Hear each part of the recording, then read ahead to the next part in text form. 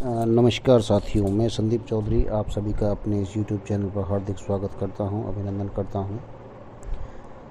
साथियों, आज हम बात करेंगे नई शिक्षा नीति 2020, जिसमें शिक्षा में बदलाव किए गए हैं, शिक्षा के ढांचे में परिवर्तन किया गया है। साथियों, अभी तक भारत में आज़ादी के बाद से कुल 3 शिक्षा नीतियाँ बनाई जा चुकी हैं। पहली शिक्षा नीति जो 1968 में बनकर तैयार की गई थी। दूसरी शिक्षा नीति जो है वो 1986 में बनाई गई थी, जिसमें कुछ परिवर्तन 1992 में किया गया था। और अब ये तीसरी शिक्षा नीति हमारे सामने आई है या बनाकर प्रस्तुत की गई है, इसीलिए इसको न्यू एजुकेशन पॉलिसी 2020 कहा जा रहा है। ये शिक्षा नीति 5 साल से बनाई जा रही थी और 2019 में इनमें सुझाव मांगे गए थे। बहुत बड़ी संख्या में सुझाव सरकार के पास पहुँचे हैं, केंद्र सरकार के पास गए थे। उन सभी सुझावों को इसमें एक्सेप्ट करके कुछ परिवर्तन किया गया और पूर्ण रूप से ये शिक्षा नीति बनकर तैयार हुई और 300 पेज की शिक्षा नीति जो है वो आई है।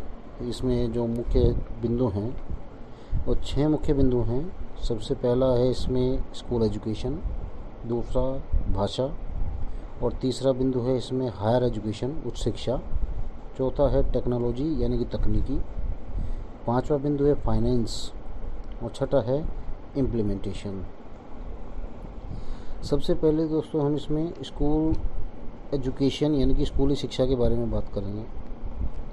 स्कूल एजुकेशन में अभी तक जो फॉर्मूला चल रहा था वो 10+2 का फॉर्मूला था, जो इसमें चेंज करके 5+3+3+4 में कन्वर्ट कर दिया गया है, बदल दिया गया है। अब ये समझना बहुत ज़रूरी है, जो पहले 10+2 का सिस्टम था उसमें 10 का मतलब कक्षा 1 से 10 तक और +2 का मतलब 11वीं और 12वीं, जिसमें हम विषयों को चुन के एक स्पेशल स्ट्रीम चूज़ करके एजुकेशन गेट करते थे, ग्रहण करते थे। अब वही सिस्टम जो है 5+3+3+4 में कन्वर्ट कर दिया गया है, जिसमें जो फर्स्ट 5 है उसको हम फाउंडेशन क्लासेस बोलेंगे। इसमें प्री प्राइमरी यानी कि जो किंडरगार्टन चलता है या पब्लिक स्कूलों में जो प्री नर्सरी केजी चलता है वो 3 साल और plus first and second class, इस तरह इसमें 5 साल होंगे पूरे। उसके बाद जो +3 है वो क्लास 3rd to 5 को शो करता है, उसको हम प्रिपरेटरी स्टेज बोलेंगे। उसके बाद नेक्स्ट जो 3 है वो मिडिल स्टेज है, जिसे क्लास 6 to 8 जिसके अंदर आता है। उसके बाद नेक्स्ट 4 जो है वो क्लास 9 to 12 है, जिसे सेकेंडरी स्टेज हम कह रहे हैं। तो इस तरीके से ये सिस्टम जो है 10+2 चेंज करके 5+3+3+4 कर दिया गया है। इसमें सबसे बड़ी बात यह है, जो सब्जेक्ट हम पहले चूज़ करते थे 11th में, साइंस स्ट्रीम, आर्ट स्ट्रीम, अब वो इसमें क्लास 9th में चूज़ किए जाएंगे। और इसमें 6 से 14 तक का जो अब कंपलसरी एजुकेशन का रूल था वो अब चेंज करके एज 3 to 18 कर दिया है, यानी कि 3 साल से लेकर 18 साल तक कंपलसरी एजुकेशन जो है वो गवर्नमेंट ने कर दिया गया है। साथियों, इस शिक्षा नीति में काफ़ी परिवर्तन किए गए हैं और इन्हीं के बारे में हम इसमें बात करेंगे। सबसे पहले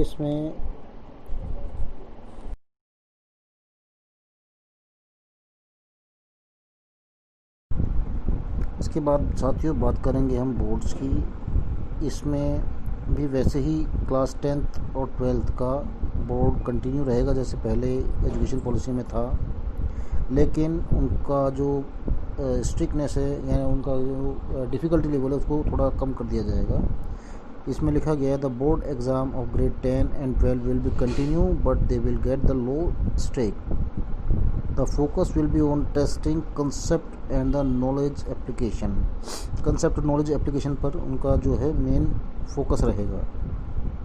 और इसमें एक मेन पॉइंट ये है कि बच्चों को अपने जो परफॉर्मेंस है उसको इम्प्रूव करने के लिए सेकंड चांस दिया जाएगा। The student will be given a second chance at boards to improve their score.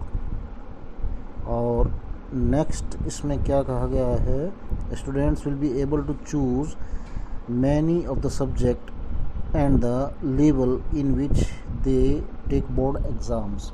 इसका मतलब ये है जैसे इन फ्यूचर हमें मैथ्स का यूज़ नहीं है, हमारे जो कैरियर है हम मैथ्स इतना इंटरेस्टिंग नहीं है और हम मैथ्स नहीं लेना चाहते, तो उसमें 2 टाइप्स का मैथ होगा, advance maths and medium level maths. तो हम वहाँ मीडियम लेवल मैथ्स को चूज़ कर सकते हैं, एडवांस को चूज़ ना करें।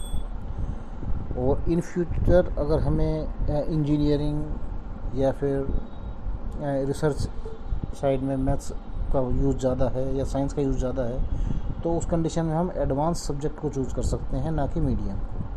तो जिस तरह का डिफ़िकल्टी लेवल में बच्चा ईजीनेस या कंफर्ट महसूस करता है, उस तरह का लेवल वो चूज़ कर सकता है और एग्ज़ाम दे के अपनी परफॉर्मेंस को इंक्रीज़ कर सकता है।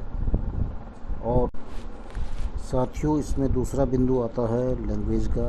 तो लैंग्वेज के बारे में न्यू एजुकेशन पॉलिसी में कहा गया है, the new education policy puts focus on student mother tongue as the medium of instruction. इसका मतलब है कि मदर टंग में, मातृभाषा में बच्चों को शिक्षा प्रदान की जाएगी। Wherever possible the medium of instruction until at least grade 5, but preferably till grade 8 and beyond will be the home language, mother language या mother tongue and local language of the regional language. Thereafter the home or local language shall continue to be taught as the language wherever possible. There will be followed by the public and private schools. इसका मतलब ये है कि इसमें पूर्णतया मातृभाषा पर जोर दिया गया है, बच्चों को शिक्षित करने के लिए उनका शिक्षा का माध्यम मातृभाषा हो, ऐसा इसमें कहा गया है। इसी के साथ साथियों, मैं आपसे इजाज़त चाहता हूं और आपसे विनम्र विनती करता हूं कि मेरे इस चैनल को ज़्यादा से ज़्यादा सब्सक्राइब करें, शेयर करें, ताकि मेरे विचार, मेरी जो कोशिश है वो कामयाब हो और आप सभी तक पहुंच सके। धन्यवाद साथियों, नमस्कार।